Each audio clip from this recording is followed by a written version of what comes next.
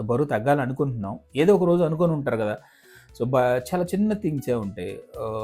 మా కస్టమర్లు చాలామంది చెప్తుంటారు, "మీరెందుకు తగ్గుదాం అనుకుంటున్నారంటే," సో నేను బట్టల షాప్‌కెళ్ళినప్పుడు సో నా సైజ్ దొరకలేదు దానిలో, "మీ సైజ్ లేవండి" అని అందరి ముందు అన్నప్పుడు నాకు అవమానంగా అనిపించింది. బాధగా అనిపించింది. సో అట్లా ఎవరైనా సఫర్ అయ్యి ఉంటారు ఖచ్చితంగా. సో అలా అన్నప్పుడు నచ్చిద్ది.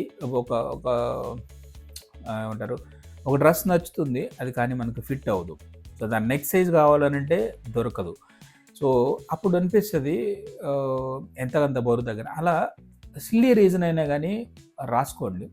సో తర్వాత బరువు తగ్గడానికి ట్రై చేస్తున్నప్పుడు మిమ్మల్ని ఏమేమి ఆపుతున్నాయో అవి కూడా ఒక 10-50 నోట్ చేసుకోండి. సో నోట్ చేసుకున్న తర్వాత అప్పుడు మిమ్మల్ని ఆపే టాప్ 5 ఏవైతే ఉన్నాయో ఆ టాప్ 5ని ఫిల్టర్ చేసి ఇంకొక పక్క పేజీలో రాసుకోండి. సో టాప్ థింగ్స్ ఏవైతే ఉన్నాయో మిమ్మల్ని ఆపేవి, టాప్ థింగ్స్ ఏవైతే ఉన్నాయో అవన్నీ కూడా మనం అనుకుంటున్నాం చాలా పెద్ద థింగ్స్ అని చెప్పి. సో వాటిల్ని కూడా మనం సరి చేసుకొని ముందుకెళ్ళొచ్చు. హాయ్, దిస్ ఈస్ జై కన్నా. I'm senior wellness coach. Since 2009 నుంచి నేను ఇదే ప్రొఫెషన్‌లో ఉన్నాను.